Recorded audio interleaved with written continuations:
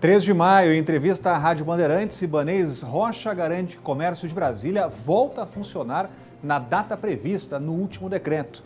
O governador avalia que a pandemia está controlada no DF, mas estuda medidas como a obrigatoriedade de máscaras nas ruas, mudanças no primeiro escalão. Mandetta sai do governo entre hoje e amanhã e Bolsonaro teve reunião com o possível substituto, o médico Nelson Taik. Olá, eu sou Rodrigo Orengo e está começando agora o Band Cidade, primeira edição.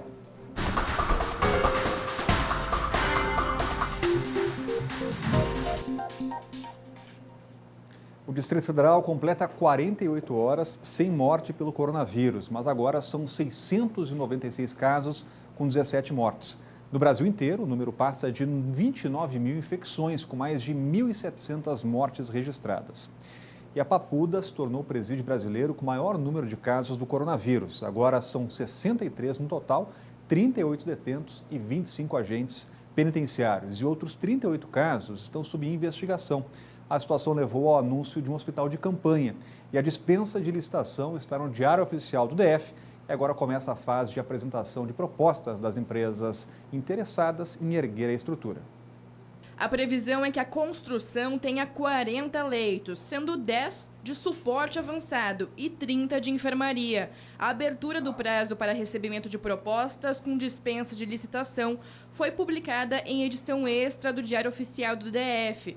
Os interessados em erguer o hospital para a população carcerária têm até amanhã para encaminhar a proposta.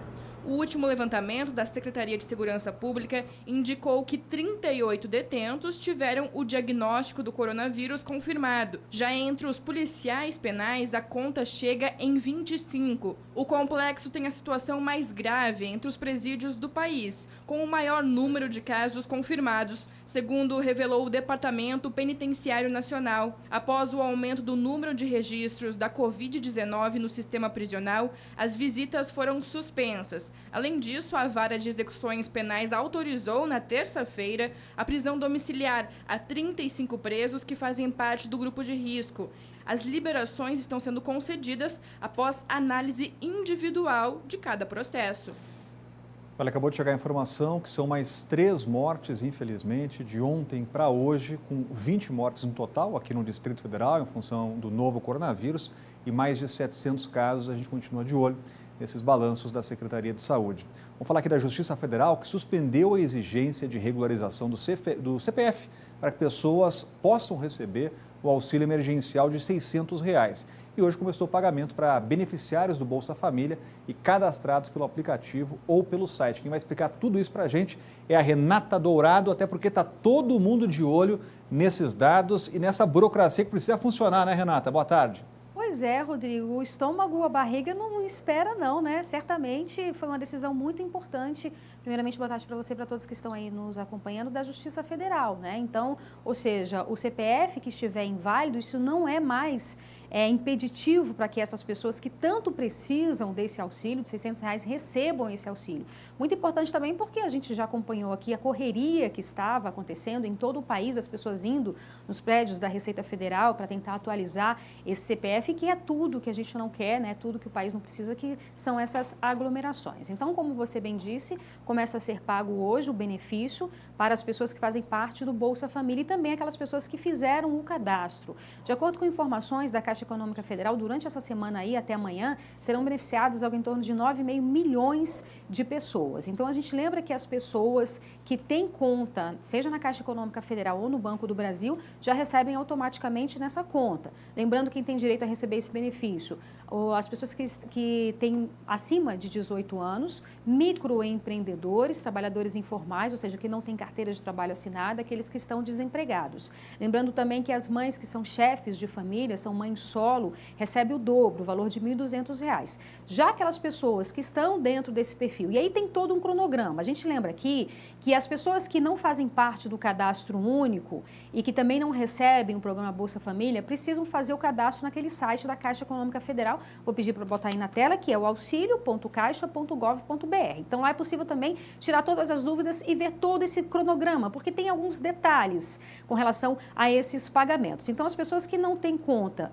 nesses bancos, na Caixa, nem no Banco do Brasil, aí o governo está abrindo uma conta poupança da Caixa Econômica Federal. Só que tem um porém, esse dinheiro já vai estar disponível nessa poupança da Caixa Econômica Federal, só que não é possível ainda fazer o saque só vai ser possível fazer a partir do dia 27 de abril. No entanto, essa pessoa vai poder fazer transferências para qualquer outra conta, isso sem ônus algum para esse correntista, também vai poder fazer pagamentos com código de barra, tudo isso no site, no aplicativo da Caixa. Então, baixa o aplicativo, tem acesso a todas essas informações. Então, um benefício muito importante aí para essas pessoas que estão necessitando. E a gente lembra que hoje o plenário da Câmara dos Deputados pode analisar um projeto de lei que já foi aprovado pelos senadores que amplia, portanto, esse benefício a outras pessoas. Por exemplo, os homens também que são chefes de família, que não têm a companheira, que cria os filhos sozinho. As mães que têm menos de 18 anos de idade. Então, é um projeto que já passou pelo Senado, repito, e que agora é possível que os deputados analisem hoje. O governo não quer porque aumenta o gasto, né? Aumenta aí a despesa do governo. Esse projeto como um todo, o governo vai investir algo em torno de 98 bilhões de reais e se ampliar, vai ter aí investimento a mais de 14 bilhões de reais. Vamos ver como é que vai ser, portanto, essa votação virtual na Câmara Federal. Rodrigo. Valeu, Renata, que acompanha e atualiza aqui no Band Cidade. E olha, as famílias beneficiárias do Bolsa Alimentação, creche, começaram a receber hoje o auxílio de R$ 150 referentes ao mês de abril. O programa emergencial foi criado para atender mais de 21 mil crianças de até 5 anos que estariam em uma das creches públicas conveniadas ao GDF se não fosse isolamento social. Essa é a segunda rodada do pagamento, a um custo de pouco mais de R$ 3.200.000. E desde ontem chove muito, sem parar na capital federal, e na manhã de hoje alguns pontos amanheceram alagados. Confira aí. A pista que liga o Parkway ao balão do aeroporto estava alagada. A água chegava a cobrir parte do meio-fio. Para passar pelo local, os motoristas tinham que reduzir e muito a velocidade. Já no Eixão Sul, na altura da quadra 103, outra área alagada. Os carros desviavam do trajeto. Na Tesourinha da 213 e 214 Sul, um acidente. A motorista perdeu o controle e bateu o carro na mureta. Segundo o Instituto Nacional de Meteorologia, as chuvas continuam ao longo do dia, com pancadas mais intensas e com ventos que podem chegar a 13 km por hora. E agora a Renata Dourado volta com mais uma informação para você. Pessoal, para enfrentar a epidemia do coronavírus, a Terracap adotou as medidas indicadas pelo GDF. Consciente da importância do seu papel no desenvolvimento do DF, a Terracap não paralisou suas atividades. Os serviços de venda direta e de licitação continuam. As obras de infraestrutura também. Mas tudo feito com muita segurança e cuidado com a saúde dos servidores e dos clientes.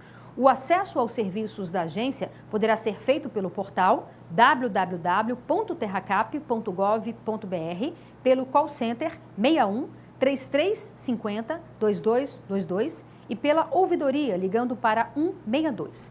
Todos esses canais continuam funcionando normalmente. O importante é que a Terracap está do seu lado, investindo em projetos, construindo histórias, trabalhando para que o DF continue se desenvolvendo. Terracap, para você, para todo o DF. A seguir, ministro Mandetta pode deixar o governo ainda hoje e o mais cotado até agora, também médico Nelson Taí, que está em Brasília para conversar com o presidente Bolsonaro. A Cidade volta daqui a pouco.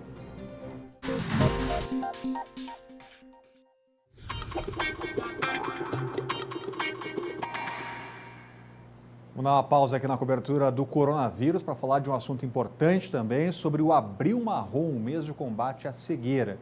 Calcula-se que até 60% das doenças oculares que levam à perda da visão poderiam ser tratadas se descobertas no início. Por Skype, vamos conversar agora com o oftalmologista Yamani Alge, está com a gente no quadro Consulte Doutor. Doutor, obrigado pela presença, participação aqui no Band Cidade. Queria que o senhor destacasse a importância da prevenção, para a gente começar a tratar desse assunto. Por que é importante prevenir, doutor? Boa tarde. Boa tarde. Os olhos, eles representam praticamente 80% das informações que a gente adquire no dia a dia, né? Então, a gente tendo uma boa visão vai fazer com que a gente tenha a nossa convivência, nosso trabalho feito com mais precisão. Existem basicamente 4 patologias que contribuem para para esse índice de cegueira, que são reversíveis se você fizer um tratamento precoce e um diagnóstico mais preciso, tá? Talvez a mais comum que a gente tem no dia a dia, que se percebe, é a catarata. A catarata, que é uma opacificação do cristalino do olho, que ao longo do tempo vai tirando a qualidade de visão, tá? E se ela for feita com precocidade, a cirurgia, a gente evita que a pessoa tenha uma queda do seu rendimento de trabalho, tá? E tanto é que hoje se opera com mais precocidade, justamente porque a vida média das pessoas tem aumentado e elas estão em fases muito ativas. E se tiver alguma deficiência na visão, com certeza vai atrapalhar esse rendimento. Nós temos também o glaucoma. Oi. Pois não? Eu já ia perguntar, doutor, porque a gente estava vivendo esse momento de pandemia, o senhor estava falando sobre glaucoma também, sobre outros tipos de doenças ligadas à oftalmologia, mas eu gostaria de lhe perguntar, doutor, quais são os cuidados necessários agora, em época de pandemia, de coronavírus, para fazer os exames e também os procedimentos. Os protocolos estão sendo alterados, doutor? Esse mês seria uma campanha onde daria mais ênfase ao glaucoma, né? Mas com o surgimento dessa pandemia, atrapalhou um pouco a programação que existia para esse tipo de prevenção, certo? Mas é importante agora, já que estamos nessa fase de doença contagiosa, que a gente evite o máximo esfregar os olhos com as mãos. A mão é o maior transmissor de vírus, de bactérias para os olhos, né? Tá? Então, o cuidado que todo mundo já se fala, lavar as mãos, evitar ao máximo tocar aos olhos, né? Evitar compartilhar cosméticos, tá? Porque isso aí eles são fontes de bactérias, de micro-organismos, né? E usar um óculos com uma boa proteção, tá? A gente deveria usar óculos que tenham uma proteção ultravioleta para proteger contra os raios nocivos do sol, tá? E também, nessa fase agora, ele vai evitar com que atinja essas gotículas de flugens, venha atingir os olhos também, né? Agora, doutor, em caso do álcool gel, muita gente acha que passando o álcool gel na mão está imunizado, pode botar o dedo onde for, mas pode ter algum problema do álcool gel no olho, doutor? Sim, sim. O álcool ele tem uma toxicidade, tá? E se for esfregar os olhos e ele estando com álcool, vai provocar uma lesão na córnea, né? Vai causar tipo uma queimadura. Então, tem que evitar, mesmo estando com álcool gel protegido de bactérias, mas a própria substância pode causar algum dano para o olho. Dicas importantíssimas no momento que a gente está passando, também essa prevenção que a gente tem que sempre lembrar. Doutor, muito obrigado pela participação aqui do Band Cidade. Eu que agradeço. Obrigado. Olha, cotado para assumir o Ministério da Saúde, o médico Nelson Taik se reuniu hoje com o presidente Bolsonaro. Luiz Henrique Mandetta já disse que fica no cargo só até o presidente escolher o substituto, então a gente vai voltar a falar com a Renata Dourado. Será aí, Renata, que finalmente essa novela vai chegar em um capítulo final? Pois é, tudo indica que sim, como você bem disse, o próprio ministro, né, ainda é ministro, Luiz Henrique Mandetta, numa conferência que ele participou, ele disse exatamente isso, né, que essa mudança, ou seja, a saída dele deve acontecer entre hoje e amanhã. É um dos cotados, portanto, para assumir o Ministério da Saúde, é um oncologista, Nelson Taik. Ele desembarcou hoje pela manhã aqui em Brasília, inclusive usando máscaras. A informação que a gente tem é que ele já se reuniu com o presidente Bolsonaro, mas até agora não tem nada oficial, Rodrigo. O presidente Bolsonaro já conhece o médico, ele inclusive chegou a ser consultor do então candidato Bolsonaro, obviamente na área de saúde. Então, já tem uma ligação, chegou a ser inclusive cotado, um dos nomes cotados lá atrás para assumir o Ministério da Saúde, que obviamente acabou não acontecendo. Então, é um nome forte aí, né? Não por acaso que se encontrou hoje exatamente com o presidente Bolsonaro. Ele defende, Rodrigo, é um dos defensores do isolamento total, assim como o ministro Mandetta. A gente lembra aqui que um dos principais motivos de conflito entre o ministro Mandetta e o presidente Bolsonaro, um dos motivos, né, essa questão do isolamento total. O ministro Mandetta disse que segue a recomendação da Organização Mundial da Saúde, de vários especialistas do mundo inteiro, e o presidente Bolsonaro considera exagero esse isolamento total, né? Ele que chegou a defender o isolamento vertical, onde somente as pessoas de risco, os idosos, as pessoas que têm alguma morbidade, alguma outra doença, poderiam ficar isolados. Então, esse é um dos principais motivos de discordância. A gente lembra que ontem os rumores ficaram ainda maiores com relação à saída do ministro, porque um dos secretários, o secretário Wanderson de Oliveira, que é braço direito aí do ministro Mandetta, ele chegou a pedir demissão, mas não foi aceito. O pedido de demissão não foi aceito pelo ministro Mandetta. Então, o ministro Mandetta, que ontem teve a oportunidade de conversar com a imprensa, disse exatamente o seguinte: olha, nós chegamos todos juntos e quando for para sair um, vai sair todos também. E nós separamos um trecho dessa fala do ministro Mandetta. Vamos ouvir. Entramos no Ministério juntos, estamos no Ministério juntos e sairemos do Ministério juntos. Teve muito ruído por causa do Wanderson, por conta de toda essa ambiência. O Wanderson falou, já mandou lá para o setor dele, falando que ia sair, aquilo chegou lá para mim, eu já falei que não aceito, o Wanderson continua, está aqui, acabou esse assunto, nós vamos trabalhar juntos até o momento de sairmos juntos. A gente lembra que, de acordo com pesquisas, o ministro Mandetta tem um apoio de mais de 70% da população brasileira. Então, estamos no aguardo aí para oficialmente ver quando é que vai ser essa mudança do Ministério da Saúde. Rodrigo. Obrigado, Renata. Trazendo informações importantes. E olha, governadores e prefeitos podem decidir sobre o isolamento social e outras medidas restritivas em seus respectivos territórios. A decisão é do Supremo Tribunal Federal, que confirmou ontem, na primeira sessão virtual da história, a liminar do ministro Marco Aurélio Mello. E o Supremo decide daqui a pouco, a partir das 14h, se acordos de redução de jornada e trabalho, salário também, precisam ou não do aval dos sindicatos. A medida provisória do governo autorizou as reduções a partir de acordos individuais ou coletivos. E o comércio do DF deve ser reaberto no próximo dia 3 de maio. A data foi revelada pelo governador do DF, Ibanez Rocha, com exclusividade à Rádio Bandeirantes, mas para o retorno, o GDF avalia obrigar o uso de máscaras nas ruas da capital do país. Veja aí. A possibilidade foi admitida pelo secretário de Saúde durante coletiva. O governo apenas vai adotar essa alternativa caso seja comprovado que há máscaras suficientes para atender a demanda populacional. Em alguns países, a estratégia desse material de proteção é usada como medida de flexibilização do isolamento. Se a ideia sair do papel, a capital vai se unir a Belo Horizonte e Mato Grosso, que já implementaram. Nós estamos fazendo um estudo, analisando tudo, para que quando essa medida for tomada, ela seja tomada com segurança. Outra ação para ajudar no combate ao coronavírus foi a contratação de mais profissionais da saúde. Serão médicos, técnicos e enfermeiros. Os profissionais têm o prazo de 30 dias para tomar posse e 5 dias para entrar em exercício. O governador já convocou mais 413 profissionais, sendo uma grande maioria de médicos, para atuar dentro do processo da saúde, dentro do processo da coronavírus. A discussão sobre o uso obrigatório de máscaras em áreas públicas ocorre em um momento em que o GDF começa a diminuir as restrições impostas ao comércio da cidade,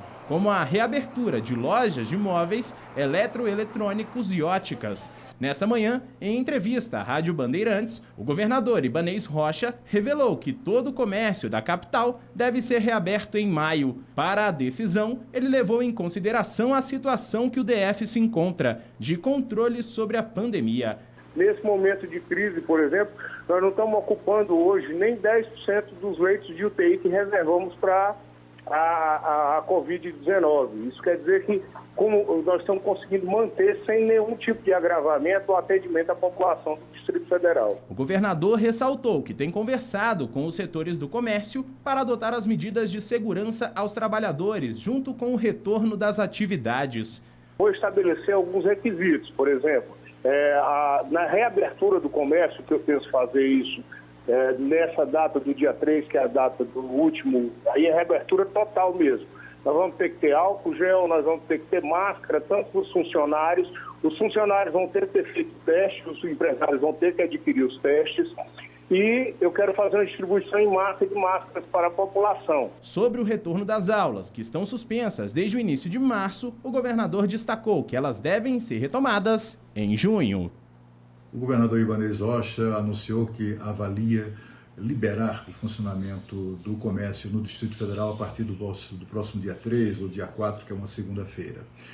Para isso, é claro, ele vai impor certas condições. Não vai ser todo o comércio, evidentemente, porque há alguns tipos de atividades que, de fato, tornam perigosa a convivência entre clientes e funcionários do estabelecimento.